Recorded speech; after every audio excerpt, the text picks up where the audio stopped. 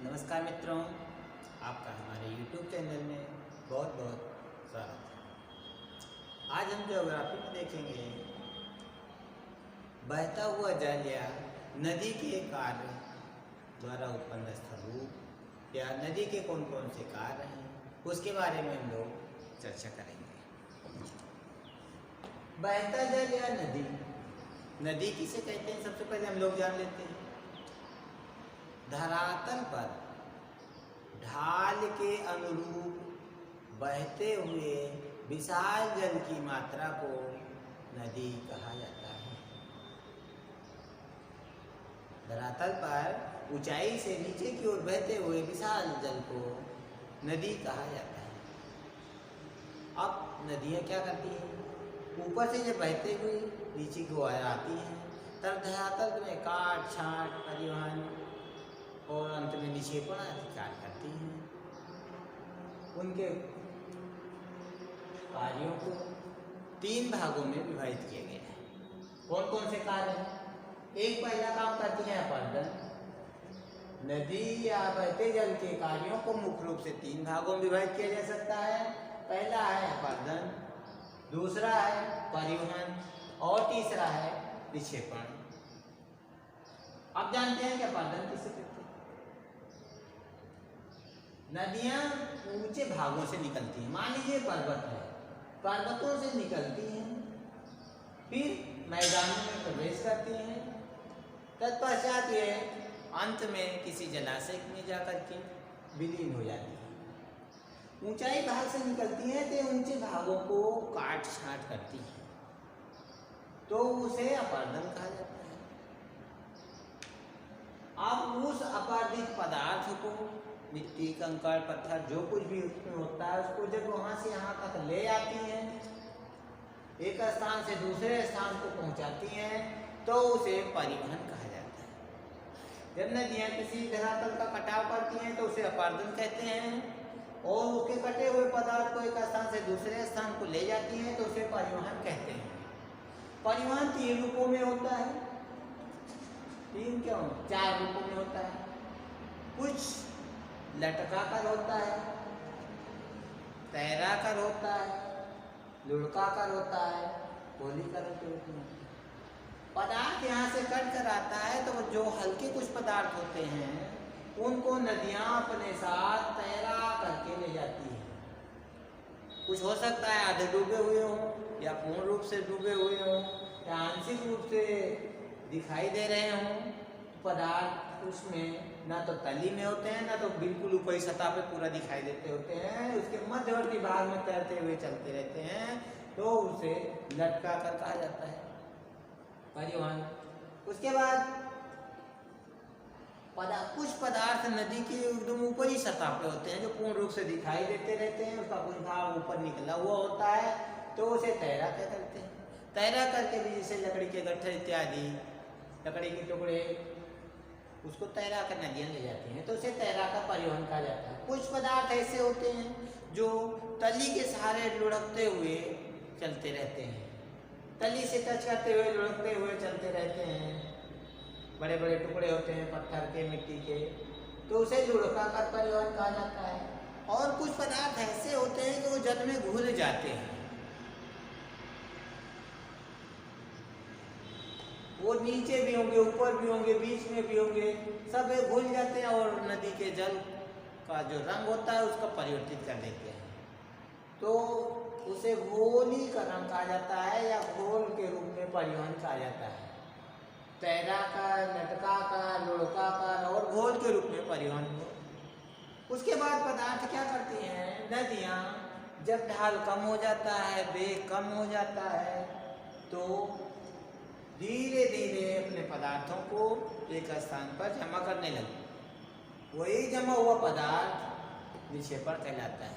जब अपने द्वारा लाए गए पदार्थों को क्या करती हैं? रख देती हैं, उतार देती हैं, जमा कर देती हैं, तो उसे निक्षेपण कहा जाता है।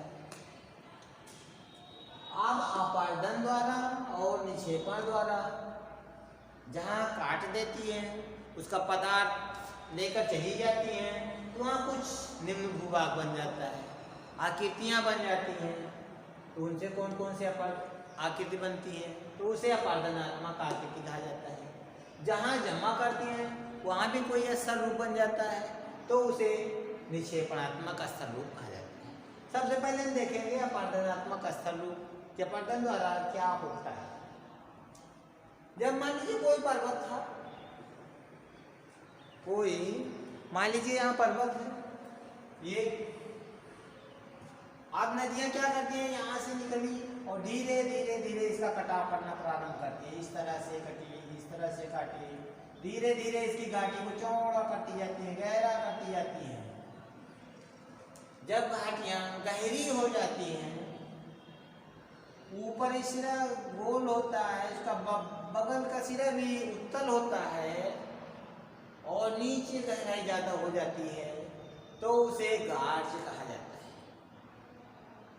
गाज की विशेषता ये होती है कि जिस भी पर्वत के सहारे दो पर्वतों के बीच स्थित होता है, उसका ऊपरी तल गोल होता है ऊपर, और इसका पार्श्ववर्ती भाग उत्तल ढाल वाला होता है। इतना गहरा होता है, इस रूप में होता है कि इसके तट पर खड़े होकर के तली में बहते हुए पानी को देखा नहीं जा सकता। सुना जा सकता है कि इसमें पानी कलकल कलकल बह रहा है, लेकिन देखा नहीं जा सकता, क्योंकि यहाँ ढाल ज़्यादा होता है। अगर यहाँ गहराई ज़्यादा होती है, ढाल भी ज़्यादा होता है। अब यहाँ पर आकर के अगर कोई देखेगा तो इसमें सरक कर इसके अंदर चला जाएगा, इसलिए यहाँ तट पर खड़े होकर के इसे देखा नहीं जा सकता। अगर यहाँ से देखा जाएगा तो इसकी सीधी रेखा यहाँ आ रही है, ये अवरोध डालेगा, यहाँ आएंगे तो गिर जाएंगे, तो इसे गाज कहते हैं। इसी रूप का एक छोटा सा भाग है कैनियन। सेम गाज की ही भाग कैनियन होता है, लेकिन अंतर ये होता है कि ये इससे गहरा होता है। गहराई कितनी होती है? इसके तट पर, गाज के तट पर बैठ करके इसमें बहते हुए जल को सुना जा सकता है, लेकिन जब गहराई इतनी अधिक हो जाती है कि इसमें बहते हुए पानी के आवाज को ना सुना जा सके, तो उसे कैनियन कहने लगते हैं। 1-1 किलोमीटर तक भी गहरे होते हैं, काफी गहरे होते हैं। इनकी आवाजों को, उस बहते हुए पानी को सुना नहीं जा सकता है, तो उसे कैनियन कहने लगते हैं। इसे आई आकार की घाटी भी कहा जाता है। फिर क्या होता है, धीरे धीरे नदियां अपवर्तन करते करते किनारों का अपवर्तन करने लगती हैं। तो जहाँ ये उत्तल ढाल था, अब ये सपाट ढाल हो जाता है, सीधा ढाल हो जाता है।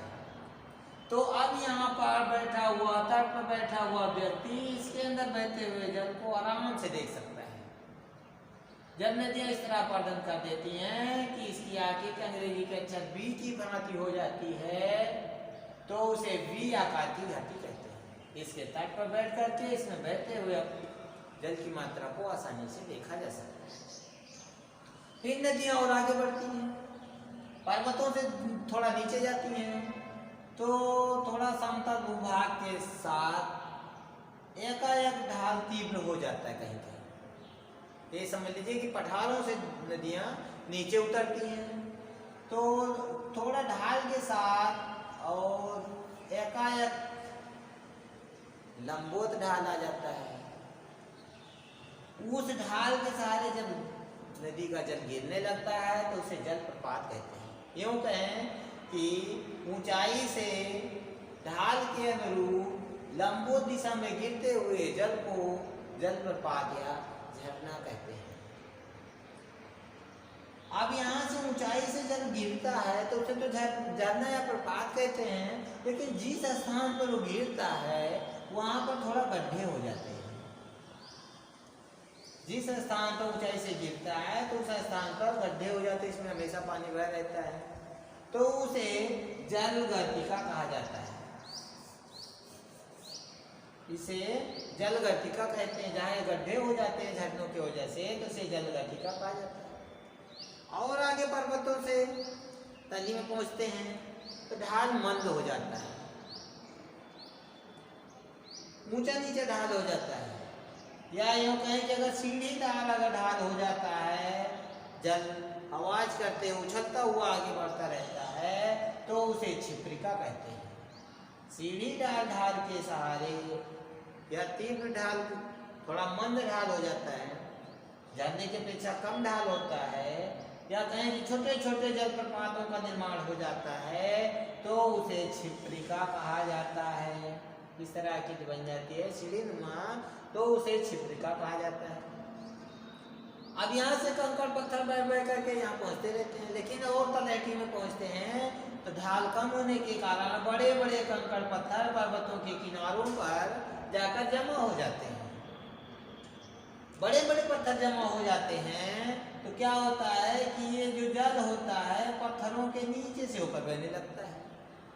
दो पत्थरों के बीच जगह होती है, उस जगहों के बीच से बहने लगता है। अब नदी का जल इन पत्थरों की वजह से दिखाई नहीं देता है, अर्थात नदियां लुप्त हो जाती हैं। जिन क्षेत्रों में नदियां लुप्त हो जाती हैं पत्थरों की वजह से, उस क्षेत्र को भावर कहा जाता है। और आगे जैसे चलते हैं तो इन पत्थरों के रास्ते से छोटे छोटे कंकड़ पत्थर बाहर निकल करके जहाँ पत्थर के एरिया खत्म हो जाता है वहाँ पर छोटे छोटे टुकड़ों से युक्त जल, छोटे छोटे टुकड़े से युक्त क्षेत्र होता है जहाँ पर ये जल, नदी का जल पुनः दिखाई देने लगता है, अर्थात दलदली एरिया हो जाता है, पानी भी होता है, कीचड़ भी होता है, कंकड़ पत्थर छोटे छोटे होते हैं।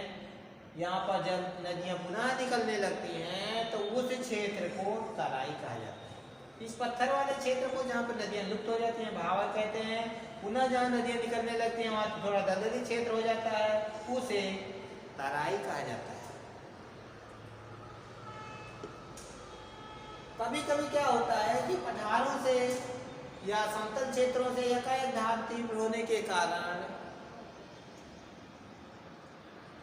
नदियां गिरने लगती हैं, उनका जल गिरने लगता है तो अपने साथ लाए हुए पदार्थों को ढालों के सहारे जमा कर देती है। अब यहाँ पानी आ रहा है, यहाँ ढाल समतल हो गया, उसके बाद जितना कंकड़ पत्थर और कुछ रहेगा और साथ इसके सहारे यहाँ जमा कर देती है। तो ये इस तरह से बन जाता है। अगर दो नदी आ गई तो इस तरह से हो गया, देखिए इस तरह से आकृति बन जाती है। तो इसे जलोढ़ पंख कहते हैं। जलोढ़ पंख इसलिए कहते हैं कि पंखे की आकृति सदृश हो जाती है। पंखा क्या होता है, बहुत जमाने पहले राजा महाराजा के यहाँ द्वारपाल हुआ करते थे, तो राजा की जहाँ कुर्सी हुआ करता था, सिंहासन हुआ करता था, इस सिंहासन के पास एक द्वारपाल होता था, बहुत बड़ा सा पंखा लेकर के ऐसे ऐसे झलता रहता था, इस तरह से पकड़ करके इसे झलता रहता था तो हवा देता था, तो उसे पंखा कहते थे। तो इसी आकृति में इसका आकार हो जाता है।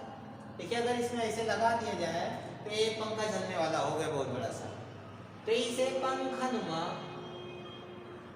आकृति होने के कारण इसे जलोढ़ पंख कहते हैं। फिर कभी कभी पहाड़ों से नदियां निकलती हैं तो अपने साथ बड़े बड़े कंकड़ पत्थर इत्यादि लेकर आती हैं, जैसे यहाँ पर है। तो यहाँ कंकड़ पत्थरों के ढेर बना देती है, तो इसकी आकृति इस तरह से हो जाती है। देखिए यहाँ पर चौड़ा हो गया, फिर धीरे धीरे धीरे तट के सारे सारे सारे सारे कम होता चला जाता है, तो इसकी आकृति शंकु जैसी बन जाती है, इसलिए उसे जलोढ़ शंकु कहा जाता है। ढाल के सहारे जब मलबा जमा कर देते हैं कंकड़ पत्थर से युक्त, तो धीरे धीरे इसकी ऊंचाई बढ़ती जाती है लेकिन चौड़ाई कम होती जाती है, तो इसका आकार शंकु जैसा हो जाता है, इसलिए इसे शंक्वाकार या जलोढ़ शंकु कहते हैं। शंक्वाकार निक्षेप या जलोढ़ शंकु कहा जाता है। नदियां जब मैदानी इलाकों में पहुंचती हैं तो मोड़ खाती हुई चलती है, मोड़ बनाती हुई चलती है, सीधा ना जा करके मोड़ बनाती हुई चलती हैं। तो जब नदियों में मोड़ पड़ जाता है मैदानी क्षेत्रों में तो उसे विसर्प कहा जाता है। बी माने विशेष, सर्प माने सांप। विशेष सांप के आकार की हो जाती है तो उसे विसर्प कहा जाता है। विसर्प या मियांडर कहते हैं। विसर्प इतना तीव्र हो जाता है कभी कभी कि बहुत ज्यादा मुड़ जाता है। विसर्प कभी कभी क्या हो जाता है कि बहुत ज्यादा मुड़ जाता है। और बाढ़ के दिनों में पता चले इसको कटाव करके अपनी नदियाँ अपना मार्ग सीधा कर लेती हैं और यहाँ पर पुनः कंकड़ पत्थर मलबा जमा हो जाता है। अब इधर से नदी का मार्ग अवरुद्ध हो जाता है, यहाँ पहले से जो जल भरा रह जाता है और यहाँ रास्ता बंद हो जाता है। तो ये कटा हुआ क्षेत्र हो जाता है जहाँ पर जल भरा हुआ है। इस पूरे क्षेत्र को झील कहा जाता है।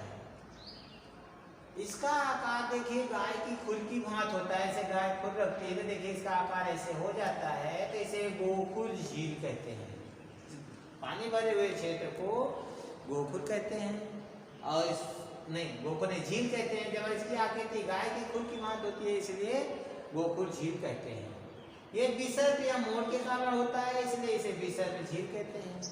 मियांडर के कारण होता है इसलिए मियांडर झील भी कहा जाता है। और आगे क्षेत्र में नदियां बढ़ती हैं थोड़ा दलदली क्षेत्र की ओर या मंद ढाल की ओर, तो नदियों के किनारे घास उगाती है। जब पानी ज़्यादा होता है तो क्या होता है कि उसमें मलबा ज़्यादा आता है बरसात के दिनों में, तो मलबा उन घासों से बड़ी बड़ी घासों के किनारे पूस हुआ, बड़ी बड़ी जितनी भी घासें हैं उन घासों के किनारे पर ये मलबा अपने आप जमा करती चली जाती है। फिर अगली बार फिर पानी आया, फिर वो घासें उग गई, उन घासों में टकरा करके मलबा फिर जमा हो जाता है। तो इस तरह धीरे धीरे किनारों पर, नदियों के किनारों पर मलबा ऊंचा होता चला जाता है, ऊंचा होता चला जाता है। सामान्य क्षेत्र से यहाँ पर मलबा ऊंचा होता चला जाता है क्योंकि घासें हैं, मलबा आकर उन घासों में रुक जाता है, तो किनारों पर, नदियों के किनारों पर ऊंचा ऊंचा बन जाता है। जैसे पता चले कि वहाँ मेड़ी बांधी गई, किनारा हो गया, बैंक हो गया, तो इसलिए किनारों पर एक तट का निर्माण हो जाता है। वो प्राकृतिक रूप से बनता है, कोई आदमी नहीं बनाता है, इसलिए उसे प्राकृतिक तटबंध कहा जाता है। देखिए यहाँ पर ये ऊंचा हो गया, धीरे धीरे ढाल हो जाता है, तो यहाँ पर ऑटोमेटिकली एक तटबंध बन जाता है जिसे प्राकृतिक तटबंध कहा जाता है। और आगे बढ़ती है नदियाँ तो अपने मलबों को जमा कर देती है। इसका आकार देखिए ध्यान से, तो ये इस तरह से होता है, त्रिभुजाकार हो जाता है। इसका आकार त्रिभुजाकार हो जाने के कारण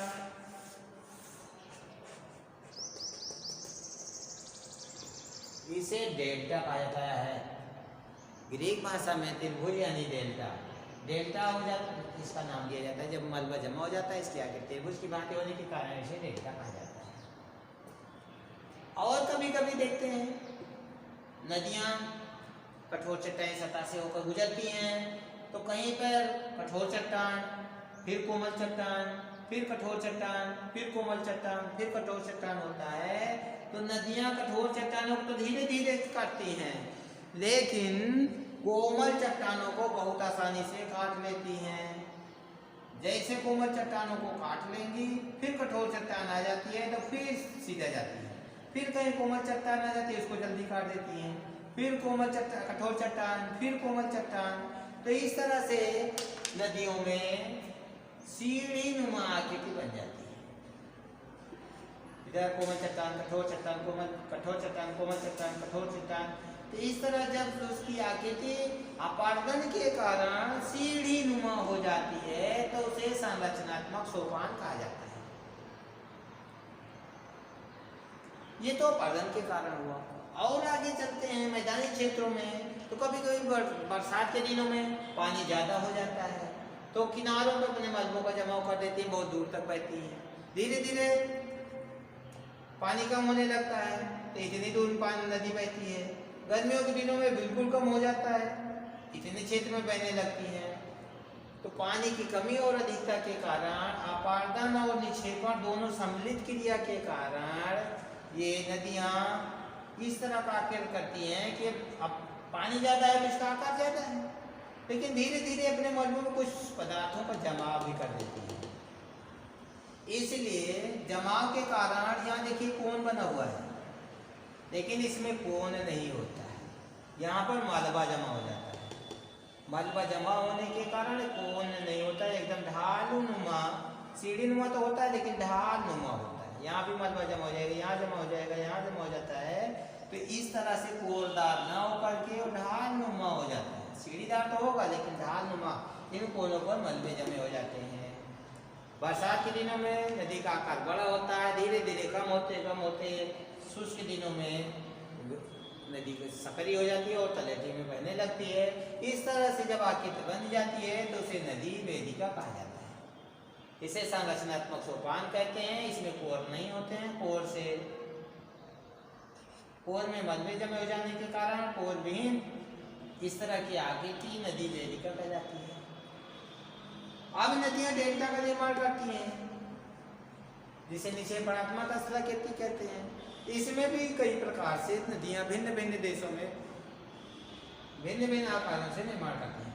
जैसे यहाँ से नदी आई, मलबा अपने जमा किया और इसका आकार इस तरह होता चला जा रहा है, चाप का आकार का हो गया, तो इसे चापाकार डेल्टा कहते हैं। गंगा नदी का डेल्टा एक चापाकार डेल्टा का उदाहरण है। उसके बाद मान लेते हैं नदियां और आगे बढ़ी, इसकी कई शाखाएं हो गई, इधर को बढ़ता जा रहा है, इधर को बढ़ रहा है, तो 3 शाखाएं बढ़ती जाती हैं। तो ऐसे पता चलता है कि कोई पक्षी का पंजा बना हुआ है। नदी इधर को बह रही है, यहाँ डेल्टा करने आता है, इधर को बढ़ रही है, इधर को बढ़ रही है, यहाँ मलबों को जमा कर रही है।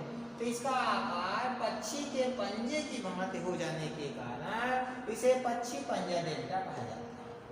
संयुक्त राज्य अमेरिका में मिसिसिपी नदी घाटी में पक्षी पंजा डेल्टा का उदाहरण मिलता है। आगे बढ़ते हैं, पता चलता है कि नदियां इस क्षेत्र में थी, इस क्षेत्र में मलबा ज्यादा जमा कर दिया तो नदियां किसी दूसरी दिशा की ओर मुड़ जाती है। कि यहाँ नदी आ रही थी, पहले इधर डेल्टा था, इधर जमा किया, अब इधर जमा ज्यादा हो जाने का नदी अपना मार्ग इधर को घुमा लिया। ये डेल्टा बना हुआ, लेकिन अब यहाँ दूसरी जगह डेल्टा बनाने लगी, नदी इधर को जाने लगी, तो इसे छोड़ दिया है नदी, अब इधर तो जा रही, कह रहे रास्ता में छोड़ दिए हैं, तो ये जमा हुआ क्षेत्र परित्यक्त डेल्टा कहलाता है।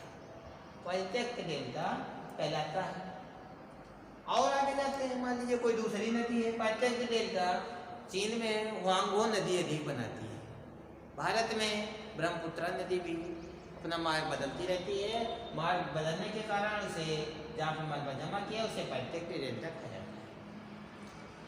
आगे चलते हैं, मान लीजिए कोई और नदी है, एक नदी में कई नदियां आके मिल रही हैं और सब सम्मिलित अपना अपना डेल्टा निर्माण कर रही हैं, तो कई डेल्टाओं का निर्माण हो जाए। इसका यहाँ पर है, ये नदी का यहाँ पर डेल्टा है, इस नदी का यहाँ डेल्टा है, कई नदियां सम्मिलित रूप से डेल्टे का निर्माण करती हैं, तो उसे पाल युक्त डेल्टा कहते हैं। और कभी कभी क्या होता है